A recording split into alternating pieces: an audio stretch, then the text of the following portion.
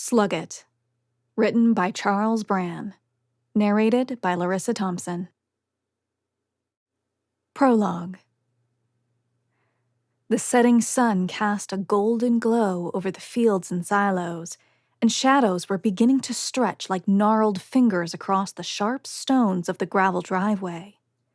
Each stalk of corn swayed in the wind, causing the shadows to reach forward like quivering hands, stretching toward the porch of the old farmhouse, a small building of weathered red brick. Standing above the shadows stood a figure, his arms spread-eagled against a wooden cross.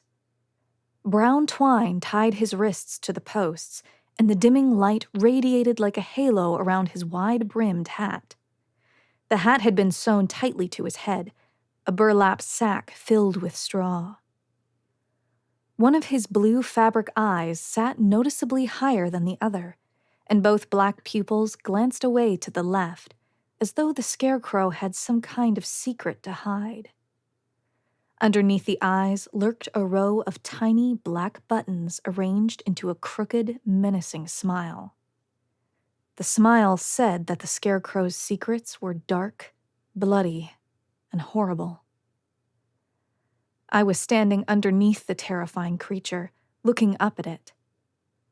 That thing was evil. I knew it in my bones.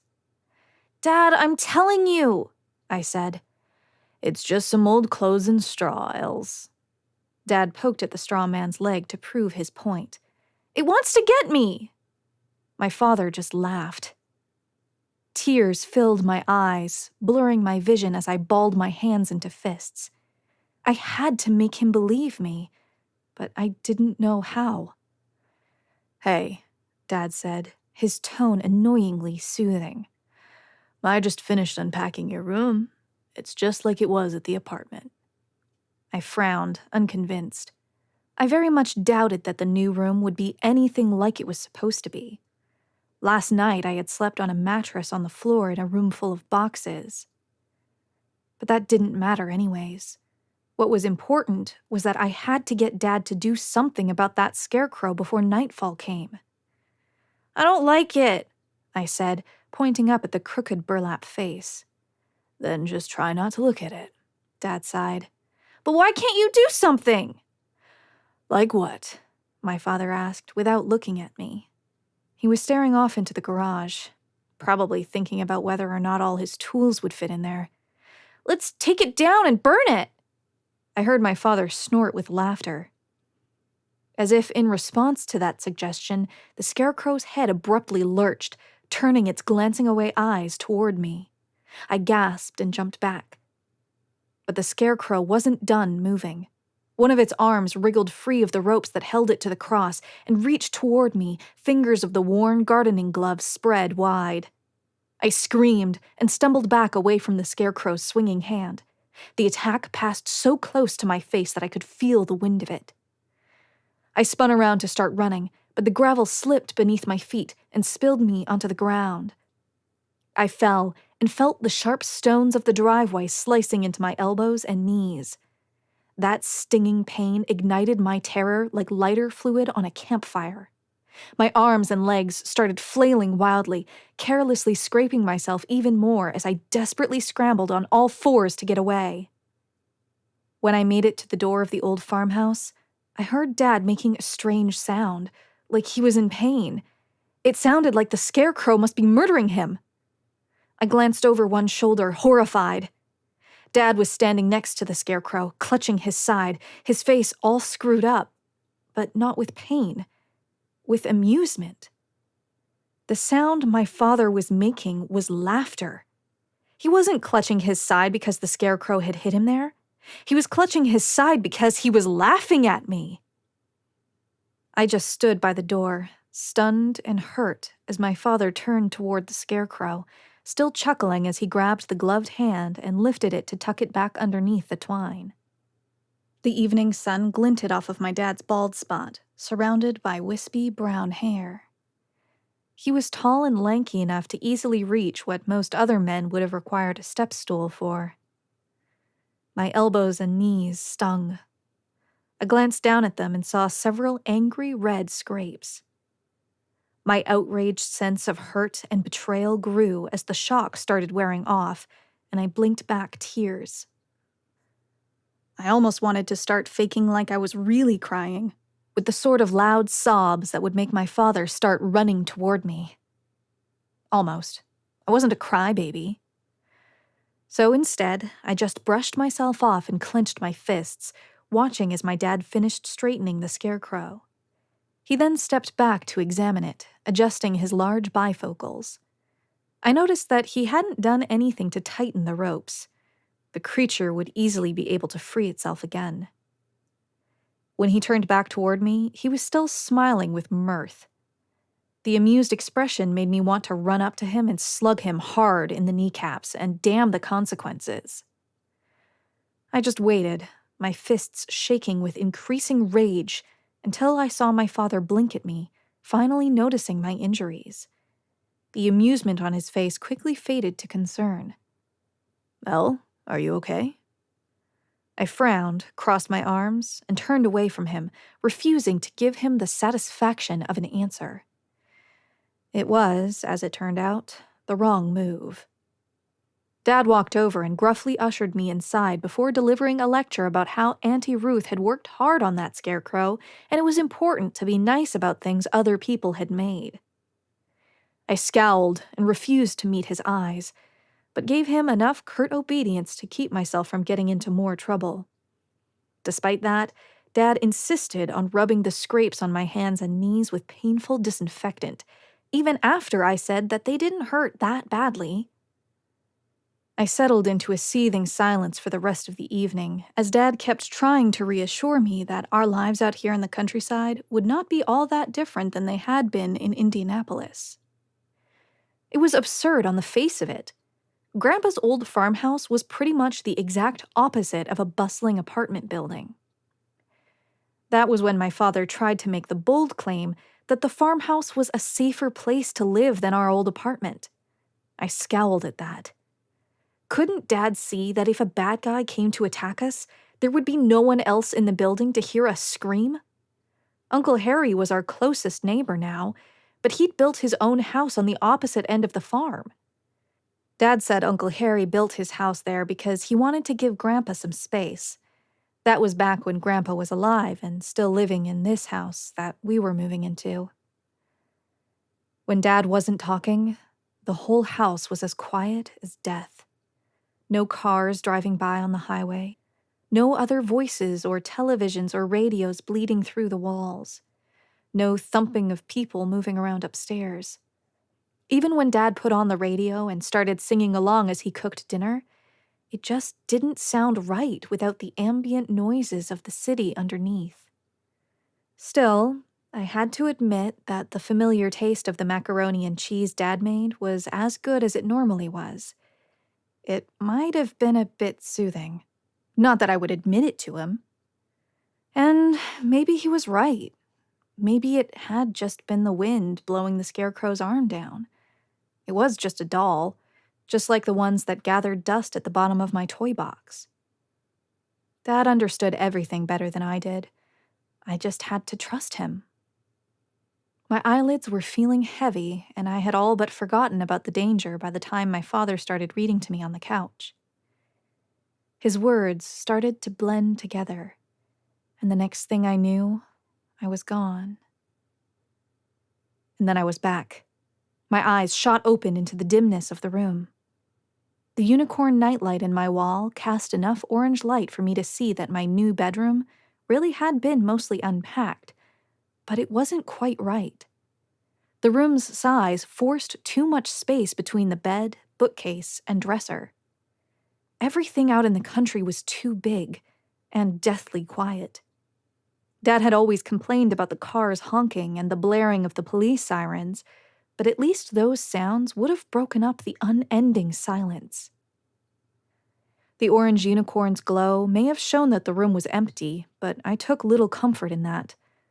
I wasn't some stupid baby. I knew there weren't any monsters under the bed or in the closet. And I also knew that a dinky little light wouldn't do a thing to protect me if something real came inside the house, like a robber, or that scarecrow outside. I pulled the covers over my head and shuddered. Just count to 10 and calm down. 1, 2, 3, 4. A gust of wind rustled across the fields, surprisingly loud, or maybe it was just the relative silence of everything else. Just keep counting. 5, 6, 7, 8, 9, 10. I shouldn't look. Dad always says I'll just make myself more afraid if I get out of bed to check on things. He calls it looking for trouble, and says I should just stay put and try to think of something else. But that was in Indianapolis. That was in a safe apartment with tons of people everywhere who would see if a bad guy tried to get in the building. But Dad was asleep. No one was watching this house. I knew that I was supposed to just start counting again, but I couldn't stand it. I peeked out over the covers and glanced over at the window. The slats in the blinds were turned horizontal, so I could see through them. Moonlight shone over the fields, tinting the corn and the silos with a blue and silver gleam. The stalks drifted in the wind, making it impossible to tell if something was moving below them. My feet were shaking under me as I crept over to peer down to the edge of the fields, where the rows of corn stopped right in front of the driveway. I looked past Dad's car to the wooden post nailed into the shape of a cross. The cross was empty. Nothing but bare planks under the moonlight. The scarecrow was gone. I didn't even remember screaming.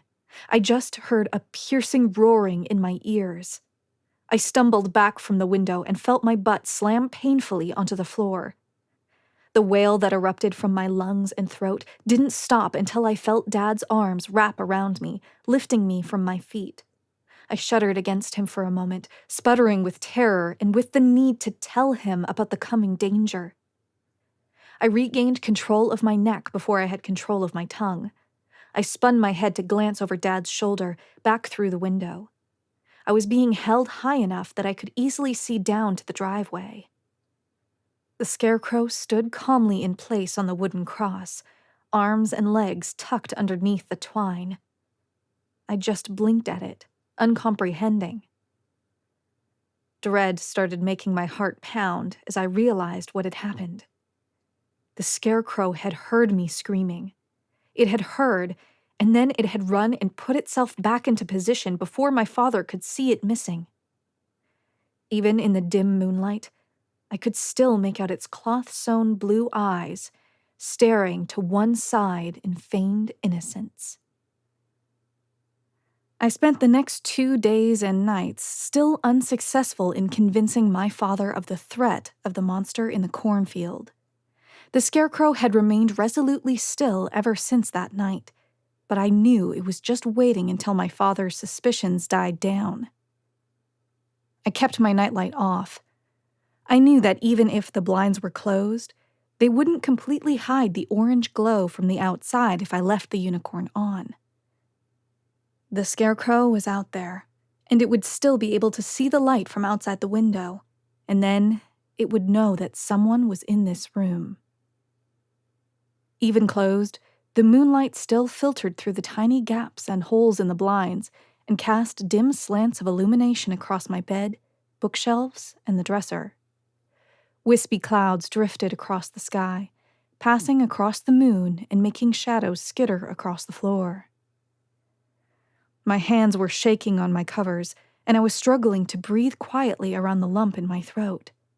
I had to keep still and listen for the sound of movement. I suppressed the urge to scream every time the old farmhouse creaked. Who knew that a building could make so much noise? I pushed my blankets aside and extended one shuddering foot to the ground. The floorboards were cool and hard, much less comfortable than the carpet I was used to. I lowered my other foot to the ground and stepped slowly, carefully, over to the window.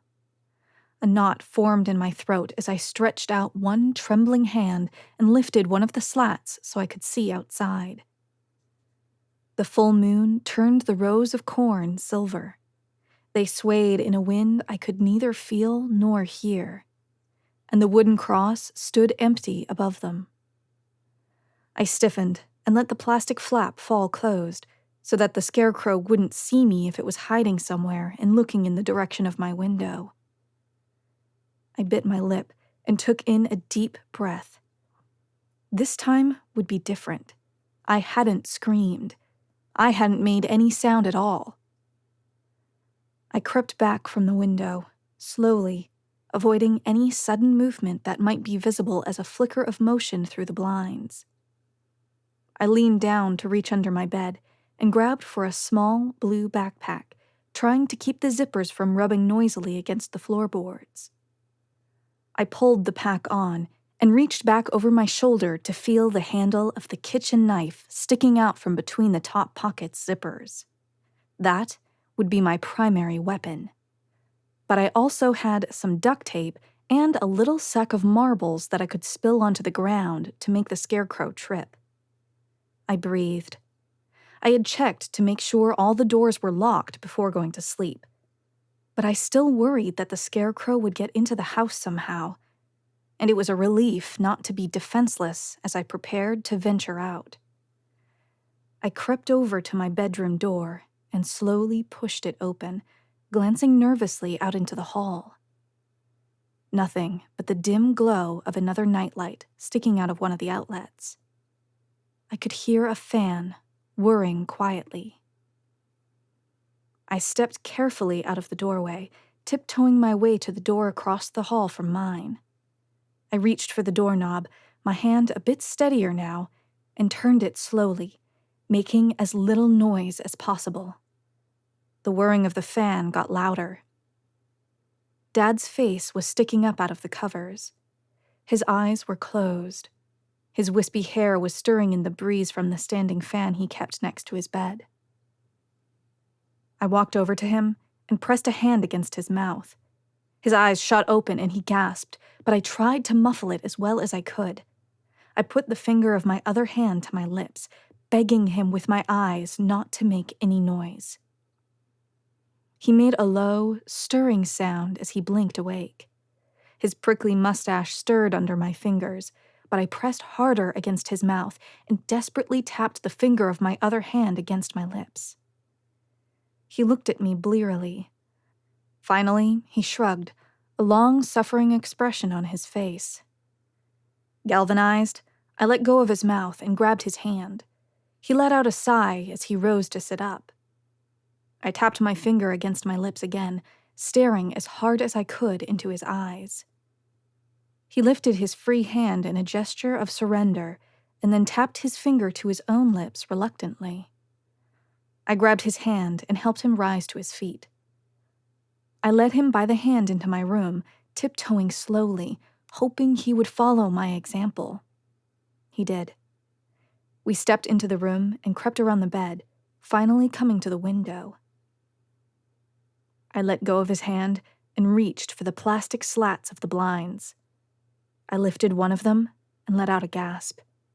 The scarecrow hung limply from the cross, its head tilted to one side in a gesture of defiance. I could see its crooked smile under the brightness of the full moon, black buttons glistening with dew. Dad raised his hands to look through one of the slats higher in the window and then sighed. He turned to look down at me and raised both of his hands. "Well, there it is," the gesture said. "I'm sorry," I whispered. Dad bent down and laid a hand on my shoulder.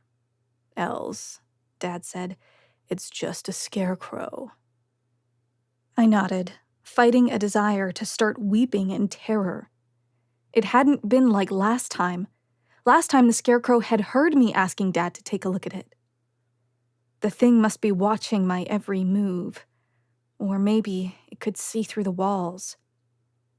I slipped the backpack off my shoulders, letting it drop to the floor so I could kick it under the bed while I reached out to Dad for a hug.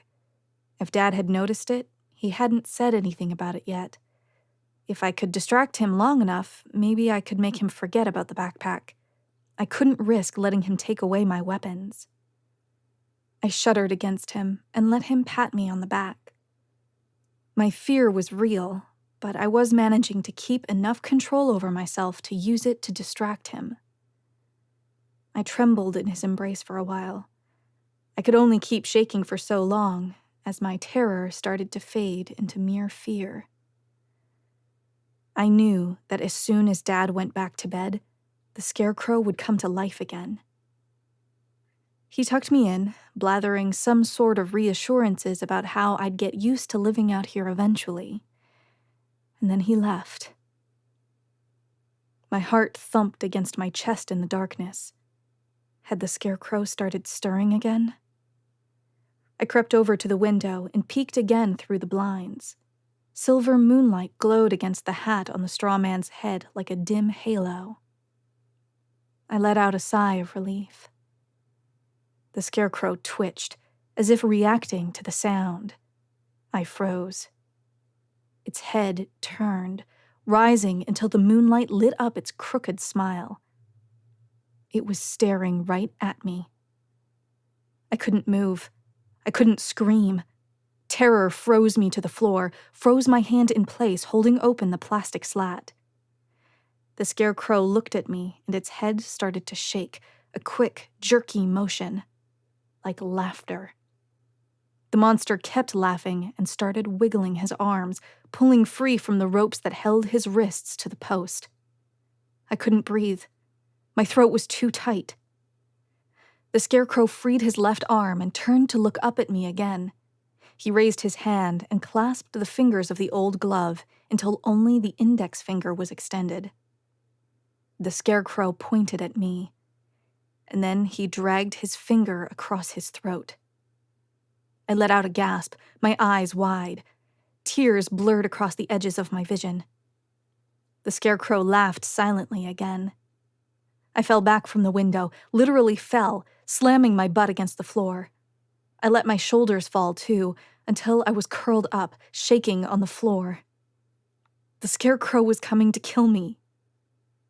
If I went to get Dad, the scarecrow would simply wait until he went to sleep. If I screamed and cried enough, Dad would stay with me until I slept. But that wouldn't stop the scarecrow from trying to get me the next night. If the scarecrow could see or hear through walls well enough to know when Dad was coming into the room, he could tell if I was sleeping. And one day, I would be asleep and alone in my bed. And then I'd be dead. I crawled underneath my bed, tears streaming down my cheeks. I felt my leg brush against the backpack. That touch of it sent an electric charge through me. The weapons. I had been scared that the scarecrow might have been waiting for me in the hallway, so I had readied myself for a fight. That was when I realized that I had a choice. I could wait for the scarecrow to come get me, or I could get him first. I reached for the backpack and grasped the handle of the knife. My fingers were shaking so much that the knife rattled against the zipper as I pulled it towards me. I took in a shaking breath. I had to do this. I had to. I reached my other hand into the backpack and pulled out the long-nosed lighter I'd taken from Dad's camping stuff. I held the lighter like a toy gun and pulled the switch. A flickering flame emerged, licking at the air. I took another breath. Even if the scarecrow was coming to life, it was still filled with straw, so it might be afraid of fire. It should be, if it even knew what fire was. I kept the flame lit as I rose to my feet, focusing on that thought. I felt my breathing starting to slow. I just had to keep the fear at bay. I couldn't let it win. If I cowered in my room, I would just waste time waiting for the scarecrow to come get me. I couldn't let that happen. I had to act first. I have to do this. I have to. I repeated those words, whispering them under my breath. I reached for the door handle with my knife hand, turning it awkwardly with 2 fingers, but there was no way I was putting the knife down, not for a second. I pushed open the door, holding my breath. The hallway was still empty but for the nightlight in the wall, a plain one, not a unicorn. I let my breath shudder out as I stepped out of my room. One of the floorboards squeaked under my foot, and I almost screamed. I shook my head, trying to shake the fear away. If I woke Dad and he caught me with a lighter lit in one hand and a knife in the other, he would take all my weapons away and leave me defenseless.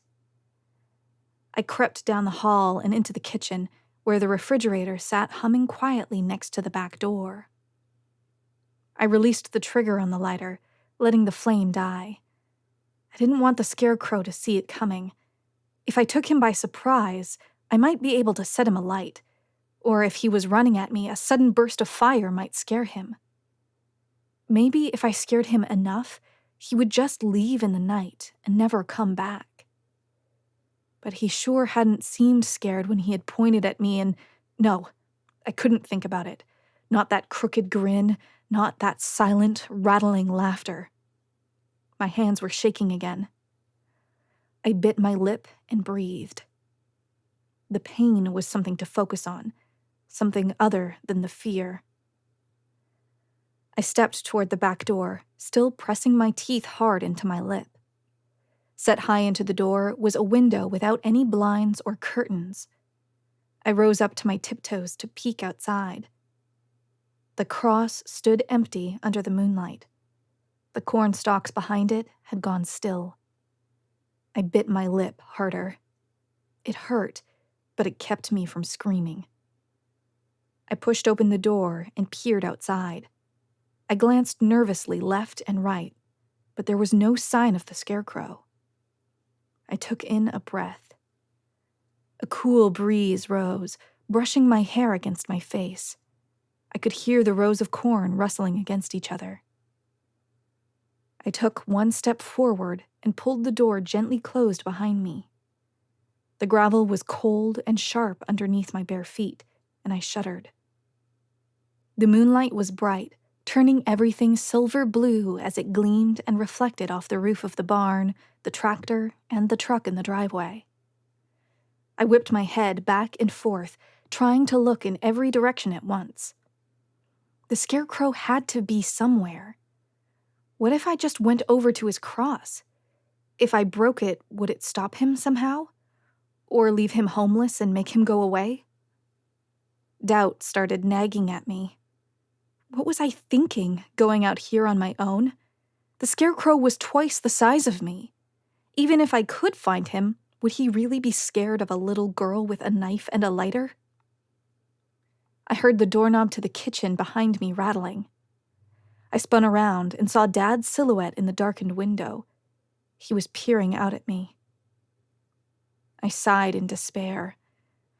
There was no way I could make him understand. He was going to take away the knife, the lighter, and everything in my backpack, and then he was going to send me to bed, probably after a really long lecture. Dad would probably still be mad at me when I was dead. The back door creaked as my father pushed it open. But it wasn't him. The moonlight cast a shadow beneath the wide-brimmed hat and concealed the scarecrow's eyes, but not his crooked smile. The huge meat cleaver in his left hand gleamed silvery blue. I let out a scream and turned to run, but that stupid gravel slipped under my feet again. I was thrown forward, flat onto my stomach. I spun onto my back as quickly as I could, turning my eyes back to the scarecrow. The scarecrow was stepping slowly toward me, swinging the knife back and forth and dancing merrily from foot to foot with delight. I threw my knife at him as hard as I could. The blade tumbled end over end until it smacked broadside against the scarecrow's stomach before falling harmlessly to the ground. The scarecrow looked down at the blade, his head tilted quizzically. When he recognized what it was, he tilted his head back and laughed. The monster's laughter wasn't silent after all. It was a quiet, rattling noise, like dry leaves scattered by the wind. The scarecrow danced his way toward me, taking his time. I shoved my feet against the gravel, sliding myself back on my butt against the loose stones. I could feel them cutting and scraping into the skin of my feet, but I was too terrified to care. The scarecrow came closer, hopping from foot to foot with a jovial kind of eagerness. I screamed again, not a scream of terror, but a scream of battle. My empty knife hand plunged into my backpack, grasped an aluminum tube, whipped it out, and thrust it forward. I raised the canister in front of me, and then pressed the trigger of the lighter that I still held in my other hand. Fire danced to life at the end of the lighter. The scarecrow leapt back from me, his arms raised in mock terror, the action too exaggerated to be real. I could hear him laughing again, a little giggle like the sound of a single leaf being crushed under a boot. The scarecrow danced and hopped forward, coming to stand right over me. That's when I pressed the button on the cooking spray. It worked just like when Dad did it when we went camping. The butter spray hit the open flame and then whirled out into a blazing inferno that roared toward the scarecrow until it enveloped his crooked, smiled face. The monster screamed with a sound like sticks breaking as flames enveloped his head, the fire catching it instantly, like a piece of newspaper thrown onto a campfire. The scarecrow collapsed to the ground, his heavy butcher knife slamming down onto the dirt right next to my left foot with a thud. My grip on the lighter and the cooking spray never wavered as I leaned forward to sit up on the ground. I kept the flames pointed at the burning monster and watched as he raised his arms over his face, trying to protect himself. The scarecrow tried to step back, but this time it was him and not me who was betrayed by the gravel. The monster fell backwards as I rose to my knees to better aim the flames at his legs. The scarecrow thrashed and twitched, but I kept the fire going, taking a grim satisfaction as I heard a sound like twigs snapping. It was the creature's death screams. My finger ached from pressing down so hard against the nozzle of the butter spray, but I kept it down resolutely and rose to my feet. I covered the thing in fire until it was enveloped in flames all the way from boots to brim. The thing had been still for several seconds and was completely engulfed in flames before I finally let go and lowered the lighter and the butter spray. I looked down at the scarecrow, still burning on the driveway. Not moving. Dead. I was safe. I sighed in relief and turned away from the fire. I had to get inside. If Dad saw me out here, he would know that I was the one who... My ankle exploded in white-hot pain, and I fell flat on my face, screaming. The burning grip on my ankle was excruciating. I spun my head back, heedless of the way my nose was scraped against the gravel, to see the scarecrow's hand wrapped around my foot. I couldn't think. The agony of my flesh burning consumed everything. My body moved on its own. My leg flailed, trying to get the white-hot grip off of me, but the scarecrow held firm. I was screaming louder than I had ever screamed before. Time slowed to a crawl. Everything was just burning pain. This, I thought, was what people were talking about when they said that God sent bad people to a bad place to burn for all eternity. And then, abruptly, the grip loosened. My flailing ankle finally broke free. But the pain was still there, just as agonizing. I didn't stop screaming. I was crawling across the ground. I could feel the gravel cutting into my knees and elbows, but I didn't care. I wasn't thinking. I was just trying to get away from that horrible, burning grip. I could hear a door opening. My dad's voice was shouting, "Els? Eliza, are you... What the..." Chapter 1. When I pushed open the glass door, a welcome draft of warm air flushed over me, pushing back the chill of the early spring morning. Inside, the hardware store looked like a half-finished warehouse with linoleum floor tiles that felt out of place beneath the stud-bare walls. Glossy bags of fertilizer and mulch were piled on metal shelves along the back wall, where they reflected the terrible comb-over of a barrel-chested, sharp-eyed man standing behind the counter, where his black mustache emphasized his sneer. Paul Buffino was wearing a button-down shirt over a pair of carpenter jeans with a measuring tape clipped to his belt and a hammer stuck through the denim loop on his pants. I resisted the urge to roll my eyes at the glaring man. Instead, I put on a false smile as I walked forward to approach him. I hadn't taken more than 2 steps when a black woman I hadn't taken much note of sidled up to me, smiling nervously. The wrinkles on her face spoke of an old age at odds with the lack of gray in her short, black hair. "Excuse me, but are you that reporter?" Yeah," I said, surprised.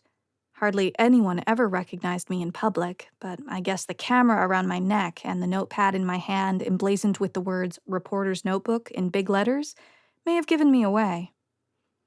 "Do you have a story for me?" I asked the woman. "Why, yes I do," she said, her voice warm and melodic.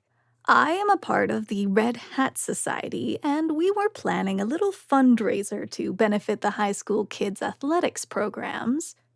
I flipped my notepad open and spun a pen into my hand from the pocket of my jeans as the woman kept talking, jotting down some notes before handing her a couple of business cards so that she could pass them to the club's presidency. "Why, thank you so much," she said, turning to go. "My pleasure," I smiled. "Feel free to reach out anytime." The woman smiled back over her shoulder and waved as she pushed the glass doors open to get into her car. The door fell closed. I glanced around and abruptly realized that I was now standing alone in the building with the sneering man behind the counter. Great. Now he would have no reason to put on even the slightest facade of good behavior. I sighed and turned back to the man, who had walked out from behind the counter to start advancing on me. He had one hand resting on the head of the hammer at his waist, as if he were considering braining me with it. Paul Buffino was the owner of the hardware store, and a real piece of work. He waited for the woman's car to leave the parking lot and, after a quick glance around the store, rounded on me with his black mustache flaring out over his curling lips as he growled, "What do you think you're doing in here?" Buffino hated reporters, and everyone around the office knew it. My editor had warned me about him. It was just my luck that his business was in one of my towns. "This is a place of business," Buffino went on, "not a public park." Best you could come up with, I thought, but I bit back on the urge to snap back that smart remark and reminded myself that I was a professional, notwithstanding the fact that a substantial percentage of my stories were about bake sales. Gathering together every ounce of decorum I could muster, I managed to grit my teeth and say, "Actually, I came here to talk to you." "No comment," Buffino replied instantly, puffing up and advancing toward me as though he planned to personally shove me out of the building. The aggression in his stance infuriated me, not because I was scared of him, but because he was such a bully. He was tall and muscular, and reminded me of the guys who used to make fun of me in high school for having a protruding beak of a nose. I was tall enough to look him in the eyes, but I had a fairly slight build, while he was thick-shouldered and barrel-chested. He probably had a good 50 pounds on me, maybe more. If it came down to a fight, I knew just enough to know that those 50 pounds would be what mattered. Buffino could beat the crap out of me, and he knew it. Well, I was looking to interview the guy, not fist-fight him. And I was pretty sure Buffino wouldn't just sucker punch me. No, he just wanted to make me feel threatened. And small. I stood my ground and refused to step back as Buffino got uncomfortably close, leaning forward and glaring. I met his gaze for a second, my dark green eyes refusing to shrink away from his beady brown ones. A second passed before I sighed and forfeited the staring contest by glancing away. It was my job to be polite, so I couldn't answer aggression with aggression, no matter how much I wanted to. I forced a smile and said, "I was just hoping you might have something to say about the new farmer's market." A disturbingly abrupt and toothy grin broke out underneath the man's flaring nostrils. "Oh!" Buffino's beady eyes were suddenly bright. The barrel-chested man pulled back, no longer leaning into my personal space. And yet even that action itself just made me more annoyed with him. It made it absolutely clear that he had been uncomfortably close on purpose to intimidate me, and that he had only withdrawn because he realized that I was here to do something that could benefit him. "Well," the jerk said, "we're working on getting it through planning and zoning right now." I wasn't able to stop myself from rolling my eyes this time as I flipped my notebook back open to jot down the story. After 10 minutes of chatter, I had everything I needed, so I cut off Buffino's continued rambling with a curt, "Thank you for your time," and slapped my notebook shut. The man's glare came back almost immediately. "I hope you'll do a good job on this one. You'd better make me sound good." "You got it," I said dryly, turning and shoving the glass doors open. Cold wind whipped past my ears and drowned out whatever final parting shot the man called after me. I stepped out of the parking lot, muttering a string of my favorite profanities under my breath. I yearned to scream it in the man's face, but I liked my job and wanted to keep it, in spite of the Buffinos of the world. The wind whipped at my ponytail of long brown hair as I sighed and started walking across the parking lot. The air carried enough of a chill that goosebumps erupted along my pale, freckled arms and made me wish I had thought to bring a jacket with me today. There's a reason you see so many world-weary cynics in this business. The minute you become a reporter, your whole world turns bipolar. The fawning praise I sometimes get from school teachers or Boy Scout leaders after they see my story about them in the paper always makes me feel awkward. I'm just doing my job. On the other hand, it is also a rare but regular experience to encounter someone who has a deep-seated hatred for journalists, who are obviously all irredeemably corrupt shills for this hated political party or that shady interest group. Accusations of bias and corruption stung me more than I cared to admit. I prided myself on trying to be fair and to not inject my own opinion into stories. And the charges were particularly absurd considering what a small fry I was. People didn't line up to bribe a writer for a pair of weekly newspapers with a circulation of only 20,000 copies. If I was rolling in corruption money, I would have bought a few long-sleeved shirts for days like these. The wind was cutting right through my green t-shirt and jeans, which fit loosely, probably because I'd bought them from the men's section. I started buying so-called men's clothes as a teenager because the looser fit on shirts and jeans concealed the boyish squareness of my shoulders and hips, as well as the total lack of curves that, at the time, I was deeply embarrassed about. That was when I discovered that clothes from the men's department are usually cheaper, more durable, and have a more sensible sizing system that actually allows me to find pants long enough for my gangly legs. Plus, I'm pretty sure you can't find any shirts in the women's department sold in a pack of 5 for only $12. I fished my keys out of the green canvas messenger bag I used as a purse and approached my van, a huge, white vehicle big enough to fit an upright table saw and still leave space for lumber and drywall. The sides were each emblazoned with the same faded logo, a hammer slung diagonally across a circular saw above the words Cartwright Carpentry, LLC. My father, red-blooded Midwesterner that he was, had been rather unamused when I pointed out to him that the hammer sitting crossed over a circular saw blade on the logo sort of evoked the Soviet hammer and sickle. I'm still convinced that was the reason he gave me the van when I left for college. It was old and dented, but I'd made the van mine. When I got it, the interior was nothing but a driver's seat and a shifter in a big, empty metal box. Dad had axed the passenger seat so that the van would hold more tools. But by the end of that first summer, my old man had helped me install a pair of new black bucket seats.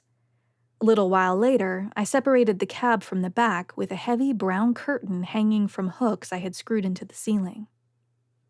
I climbed into the van and closed the door behind me, immediately putting my key into the ignition and turning it so that the car would warm up.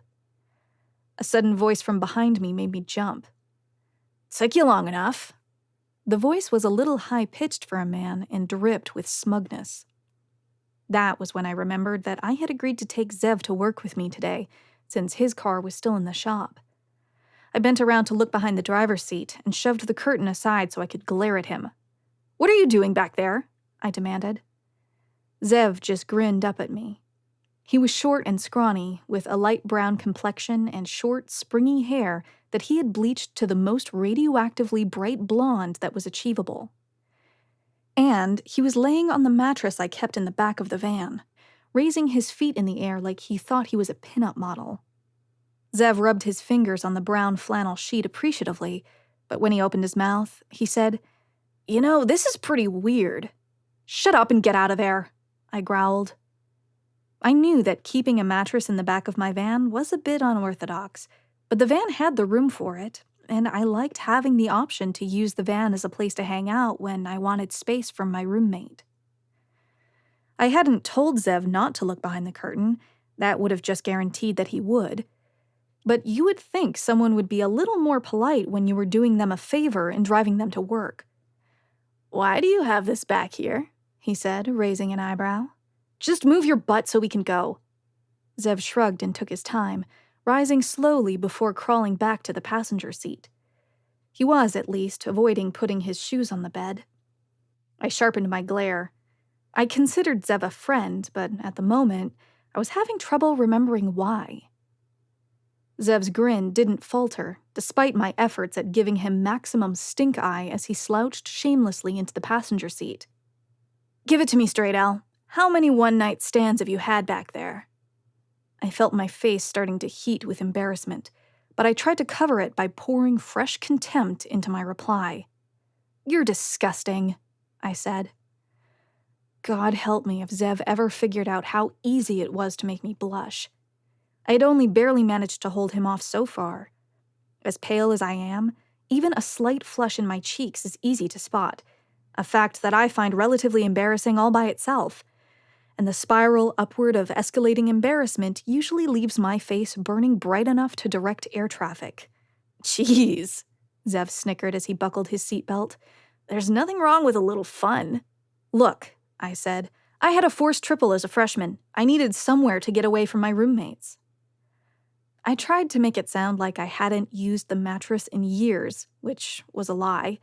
I liked my roommate, but I also liked being alone. "Hey, whatever," Zev said. "It might come in handy when we lose our jobs." I blinked. "What?" Zev shrugged. "It's probably nothing," he said. "Come on," I said impatiently. "What have you heard?" "Martha at the front desk said she overheard something about some restructuring," Zev said, giving the last word air quotes. "Damn it," I muttered. "Has Val said anything?" "No official word from our esteemed editor," Zev shrugged. "As of yet." "You didn't ask her?" "If there's going to be layoffs, I want to keep my nose clean." "Like that'll help," I laughed. Zev snickered. "Worth a shot," he said. "But there might be nothing to worry about." "Yeah, 'cause after 20 years in freefall, ad revenue decided to go up for a change." "Doesn't mean we're on the chopping block." "Don't be naive," Zev said. "The whole department's been dropping like flies. We're the only two left." I frowned at him. Zev had a point. The Riverside Sentinel was a moderately successful daily newspaper that sold subscriptions, but Zev and I worked in the weeklies division, which survived exclusively on ad revenue. Every Friday, free of charge, we put out 4 newspapers, one for each of the local towns that surrounded Riverside. I wrote everything in the Chesterford Courier and the Greenville Gazette in only 36 hours per week, while Zev reported for the smaller and less profitable Auburn Bulletin and Dover Dispatch in only 20. I had been thinking that the shrinking of our department was a good thing, that with less staff to pay, maybe it would make it possible for me to get up to 40 hours a week. But, as Zev had pointed out, the fact was that in the past 2 years, our department had gone from 4 reporters to 2. And the only other employee in the department was our editor, who slapped all 4 papers together at the end of each week and tried to keep Zev from committing libel. Just 3 people left. I had a sinking feeling that Zev was right. But what I said out loud was, "They can't cut us down any more than they already have. We're already filling half of each paper with repackaged stories from the dailies. Oh, but they're not going to cut our hours, Zev said. They'll just lay us off. They're not going to close down a whole department. It's what I would do. Yeah, well, you're kind of an ass, I said. Zev grinned. And besides, I added, the weeklies still bring in some revenue. True, he said. But listen, all you really need to keep selling ads is a good-looking front page. If they put the daily reporters on one story for each town per week, they can slap that up front and just fill the rest with whatever else they've got. Yeah, but then no one will read it, I said. It won't be relevant anymore. Hardly anyone reads it already, Zev said, and there's still going to be submitted photos and letters to the editor. But it's just a rumor, I said. You're jumping to conclusions. Hey, I'm just looking out for you, Zev said. Student loans cover my living expenses, at least for another year. All I'm going to lose is my beer money. I frowned and started cracking my knuckles, a nervous habit. Damn it, I said with a sigh. Hey, worst case scenario, you're already set up to be a bag lady who lives out of a van. I rolled my eyes. There's a lot of space back there, I said. I'm just making the most out of it. Hey, what you do with your one-night stand-mobile is your business, Zev said. I just thought it was weird. Shut it, I said hotly. Unless you want to walk to work tomorrow. No need to be shy, Zev said. Some guys like a girl with experience. I don't have a boyfriend, I said, and I don't do one-night stands. Didn't mean to impugn your honor, madam, Zev said with a laugh. I'm just saying, if I had a setup like that. I felt my face heating up. A childhood in the Midwest had left me with more than a few hang-ups on this sort of subject that had been compounded by a lack of success, and arguably effort, in dating. But I couldn't let Zev find out how inexperienced I was. That would be even more embarrassing. I had to cover. A lady doesn't kiss and tell, I said. Ha ha, you're blushing, Zev started to laugh. Shut up, I said. It was a weak comeback, but it was the best I could do with embarrassment setting my face on fire. You're just grumpy because you haven't had your coffee yet. I'm grumpy because you're a snoop. Aw, come on. You never said not to look behind the curtain, Zev said. Pull in a drive-thru. I'll buy you a coffee. And a donut. I huffed out an irritated breath. It wasn't an apology, but it was an acknowledgement that Zev knew he had made me uncomfortable with his banter. Let's just go to work, I said, refusing to accept the bribe. Don't be snippy, Zev said. I'll get you one of those fancy chocolate caramel drinks where the nutrition facts just read diabetes. I sighed. Sometimes the most obnoxious thing about the guy was the way he mixed in just enough decent behavior to make him worth putting up with. Fine, I said, rolling my eyes as I started pulling the van out of the parking lot. You're welcome, Sweet Pea. Ugh. The sun was setting behind the buildings by the time I left the Sentinel that evening.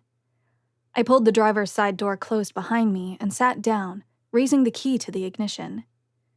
The engine roared to life. I was reaching for my seatbelt when, suddenly, I felt a hand grabbing at the back of my neck, cutting off my air. I yelped and twitched forward, trying to pull away, but the squeezing grip followed my head forward without any resistance. It didn't prevent me from moving, just from breathing.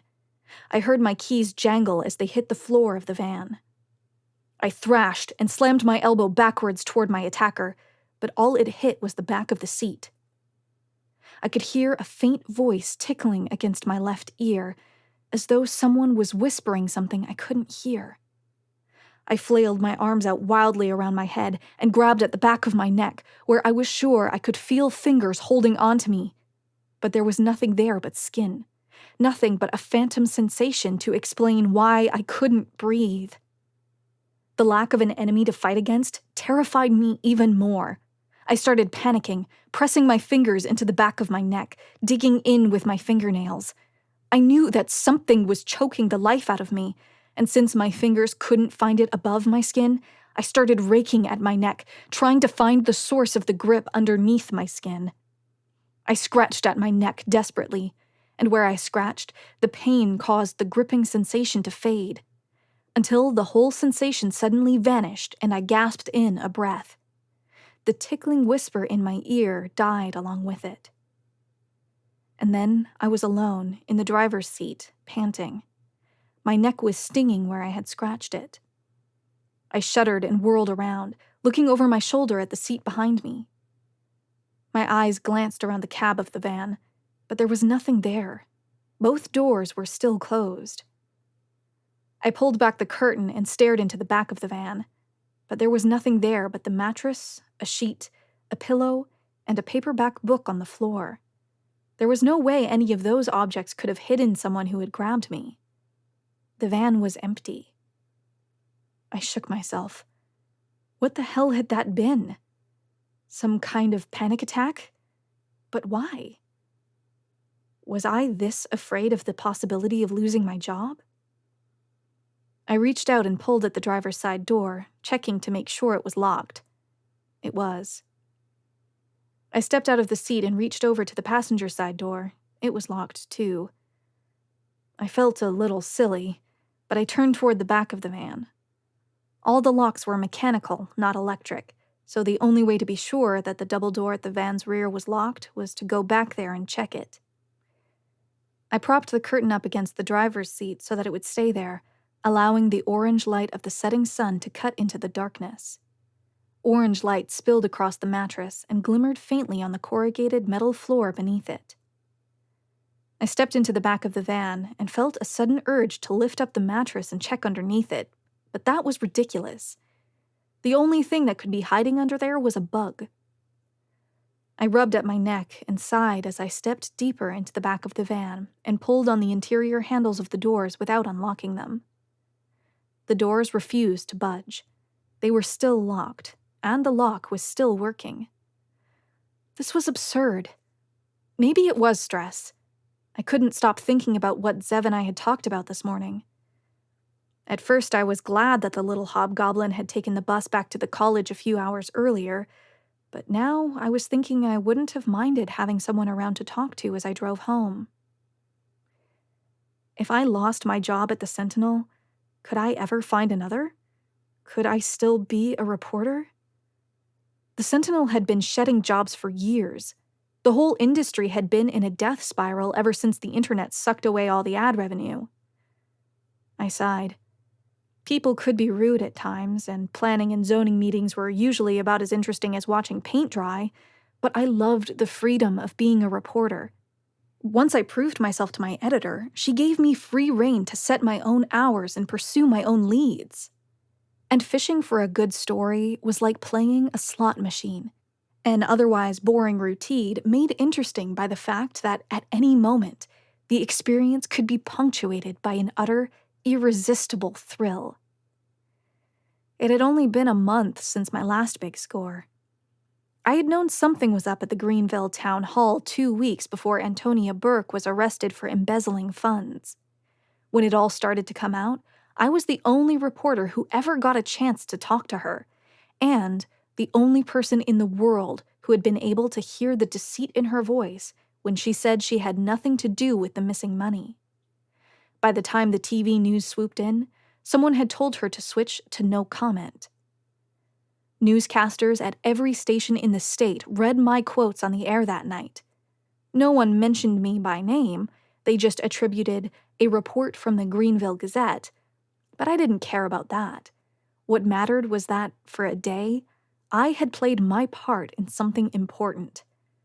That day, the world was different because I was in it. You couldn't get that from flipping pancakes. And now I was worried about getting laid off. The apprehension had settled into my spine, making my back and shoulders tense. I hated feeling like this. I needed a distraction. I put on the radio and started flipping through stations until I came across something with a suitably angry sound, a heavy bass beat and an electric guitar. I cranked the volume way, way up and let the thumping beat drown everything out as I drove. My hands moved on the wheel and my feet moved on the pedals. I tried to keep my eyes fixed on the road, as though I was expecting someone to swerve at me. I wanted to focus on what was in front of me, to keep my thoughts from rising. I managed to do pretty well until I pulled onto the highway. The guitar flailed wildly, and the beat started slamming faster and faster. The song was about to end. That's when I saw something that made me switch the music off. A plume of smoke was rising into the sky, black against the orange clouds of sunset.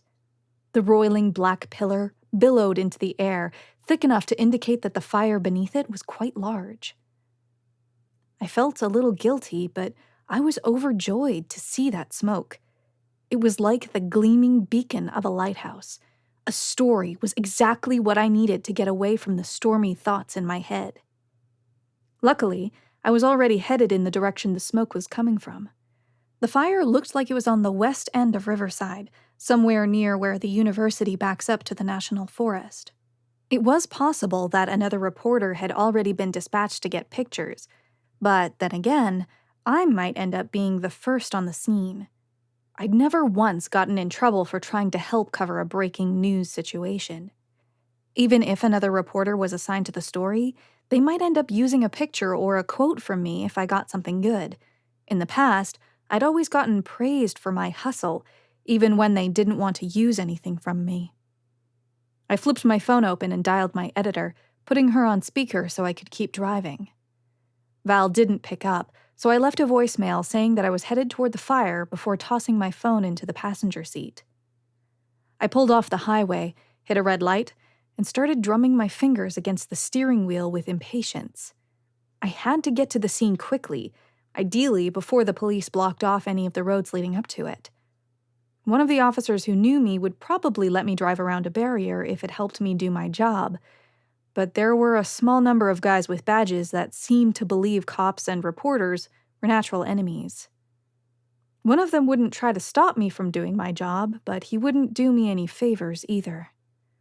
The light was still red. "Come on," I muttered. "Come on!" That was when I heard a loud buzzing in my ear. I immediately flinched and slapped at my ear. I felt the body of a small bug crushed between my fingers, maybe a gnat or mosquito. I stared at the bug goop on my fingers for a second before wiping my hand on my jeans. The buzzing had sounded a little strange. Well, not strange exactly. The buzzing itself had sounded normal. It was just that I could have sworn I heard something underneath the buzzing. A voice, whispering, saying words. I could barely make them out, but I thought I had heard the word forget. But I was imagining things. I thought I had heard some whispering before, too. I was still just stressed and shaken up. Besides, forget was just something my mind had assigned to the sounds I'd been hearing. It was just the buzzing of insect wings, the auditory equivalent of an ink blot test. It was probably the bug buzzing near my ear that had made me think I heard a voice whispering in the car earlier, too, when the muscles in my neck had spasmed and my throat had tightened up and made it difficult to breathe. The light finally changed, and I gunned the gas of the old van. It accelerated slowly, but finally picked up speed that carried me up the steep incline of a hill. There were no cars behind me, so I slowed down as I crested the peak and looked out toward the pillar of smoke. It looked like it was coming from near the university campus. That made me start to worry. That was my campus. I didn't have a lot of friends there, but I had a couple, and there were a lot of professors who I liked. The police would probably start blocking the main roads first, but I knew the back roads around campus pretty well. I made a couple of turns that helped me avoid the evening traffic and drove onto a shady country road that snaked around toward the north end of the college. The trees were thick overhead, obscuring the sight of the smoke, but I trusted my judgment. It was possible that a massive barn was on fire somewhere nearby, but there were several old, wooden colonial buildings on campus too, especially on the north side. After I crested another small hill, the smell of the fire hit my nostrils, a smell that was both acrid and familiar, like burning plastic mixed with the cheerful odor of a campfire. That was when I caught sight of it. Flames licked out of broken windows like burning snake tongues tasting the air. The burning building stood on the northwest edge of campus. It was 2 stories high and constructed in the style of a New England farmhouse, with a gabled roof and dormers on the 2nd floor. The North Side Residence Hall was on fire. The dorm. My dorm. Well, shit. There goes all my stuff. Is Mel all right? Is Zev?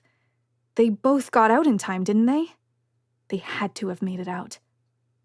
A squad car was parked outside the burning building, the lights flashing with no one inside. 2 streams of water were flying up at the structure from 2 clumps of firefighters. One in each group was kneeling and aiming the fire hose, with others standing near and appearing to be simply watching the flames. The firefighters seemed relaxed, just doing their job calmly. If anyone was trapped inside the building, they would have been more frantic or perhaps somber, wouldn't they? I'd seen a couple of fires and interviewed a couple department retirees. I had heard enough to guess that the building was probably a total loss by now. The firefighters were probably just focusing on containment as they waited for the building to burn itself out. But if someone was still trapped inside, the firefighters would be doing more than simply trying to contain the blaze. So I had to assume that Mel and Zev were okay. Which is more than I could say for any of our possessions. You see, while I was actually still living at Northside, the arrangement was not quite legitimate. After I graduated a year and a half ago, I had secretly moved in with Mel, giving her my share of the semester's housing fee every month.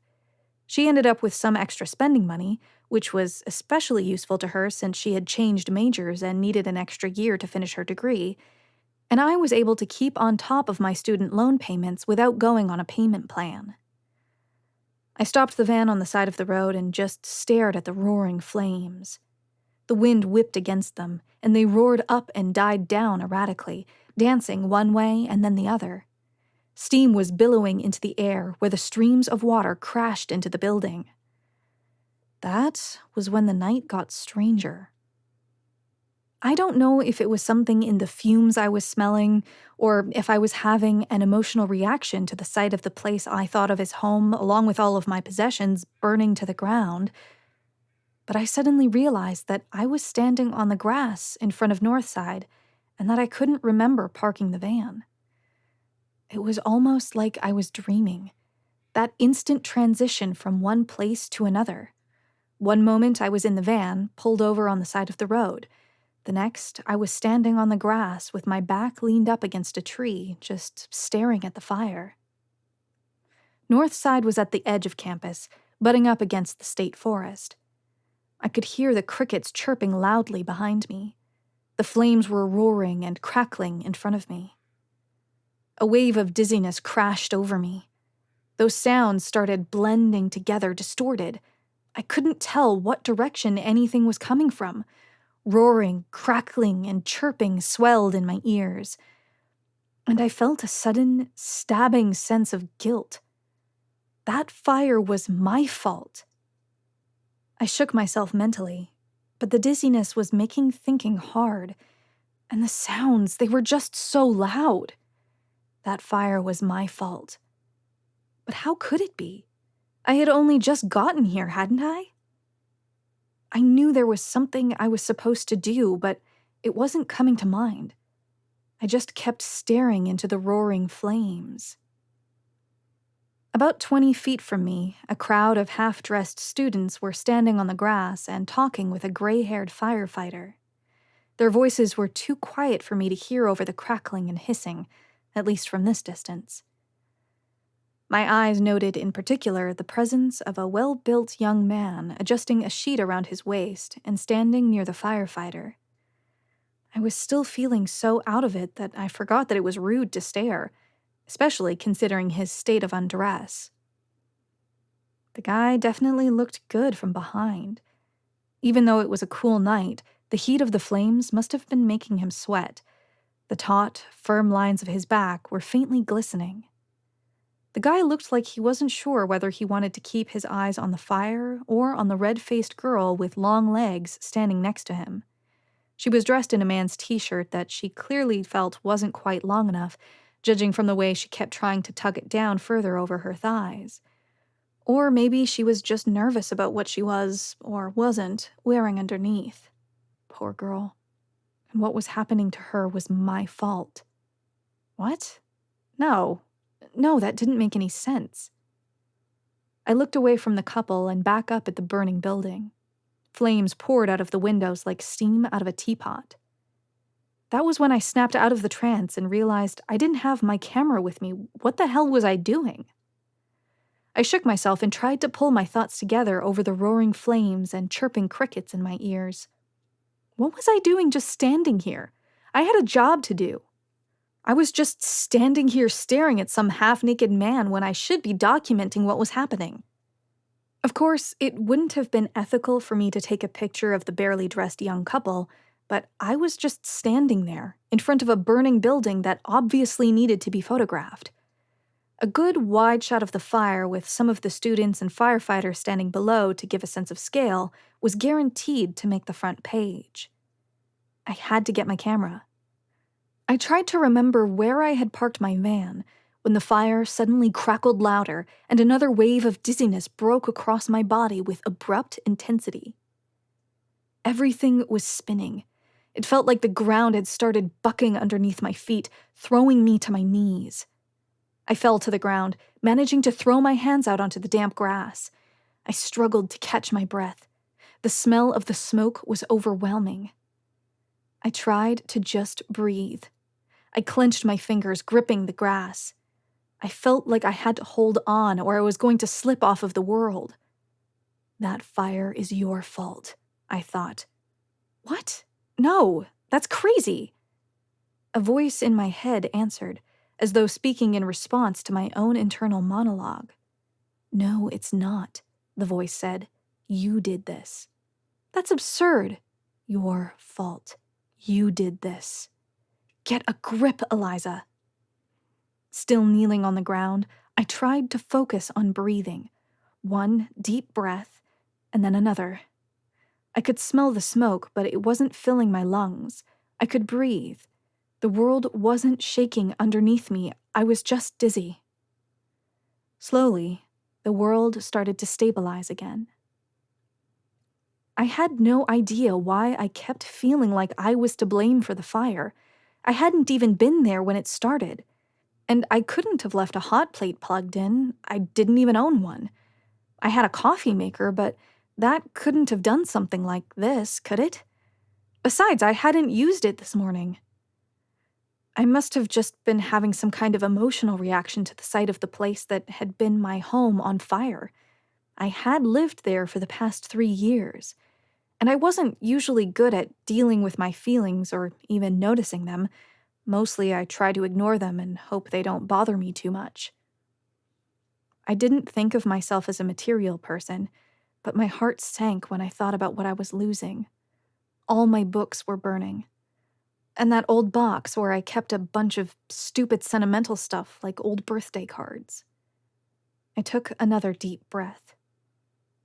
If it's all gone, it's all gone, I told myself. I had to focus on what I could control. I had a job that I could do. There would be time to mope around later. I felt my head starting to clear, and then I glanced at the parking lot over my shoulder. The van was there, right in its usual parking spot.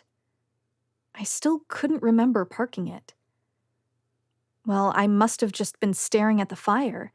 I mean, the fire really was a sight to behold, and clearly I was upset about it. I guess I had good reason for just losing myself in the routine of parking while I stared into the flames. I took in another breath. I felt like I had control over my faculties now, and with that established, there was no sense wasting any more time. I rose to my feet unsteadily and reached into my pocket, searching for my keys. They weren't there. Had I dropped them? A voice shouting from behind me interrupted my thoughts. "Hey, help!" The voice was high-pitched and terrified. even more high-pitched than usual from the fear, but I knew that voice. Zev. "Eliza! Help!" I spun around to stare into the forest behind me, where the voice had come from. The fire was making the trees cast dancing shadows, but I thought I could see the outline of a figure standing in the darkness. The figure was beckoning at me desperately. "Eliza!" Why did Zev sound so scared? Was it because of the fire? But why was he in the woods? "Eliza, please!" he shouted. The figure in the woods was waving his arms wildly, but not moving, not coming any closer. Why wasn't he moving? "Eliza! Ah!" Zev cut off his cry for help with a high-pitched scream of pain. The figure in the woods fell backwards, out of sight. The scream hit my ears like a jolt, and I started running into the trees, into the darkness of the forest. "Eliza!" It was a different voice this time, a woman's voice coming from behind me. She was startled, but not in pain. I knew her, I just couldn't place... "Eliza!" she yelled. "Look out!" Something slammed into the back of my head with an explosion of pain, and my vision went black. I heard a roaring sound in my ears. Flames. Suddenly, searing pain exploded across my body, centered in my torso and stretching up onto the left side of my face. The pain was excruciating. I felt like I was on fire. Searing pain ripped across my face, and I felt my left eye sizzling and crackling as it burned away. But after a singular and all-encompassing moment of agonized suffering, a welcome dizziness settled in and made the pain fuzzier, along with everything else. The world twirled and spun until I lost track of the horrible, burning pain. I was whirling, spinning end over end on a carnival thrill ride. I could hear voices, but every word just blended together, and the sound was nothing but wind to me. And beneath it all, I could still feel that nagging sense of guilt creeping in again. I knew that this was all my fault, that I had done something terrible, that I had hurt Zev, that scream of pain I had heard had been because of something I had done to him. The spinning in my head started to soften. I wasn't tumbling helplessly through the void. I was being gently rocked to sleep. Pain and guilt receded as softness and warmth took over. And then I was asleep. This has been Slug It, written by Charles Bran, narrated by Larissa Thompson. Copyright 2020 by Charles B. Kreutzkamp. Production copyright 2021 by Charles B. Kreutzkamp.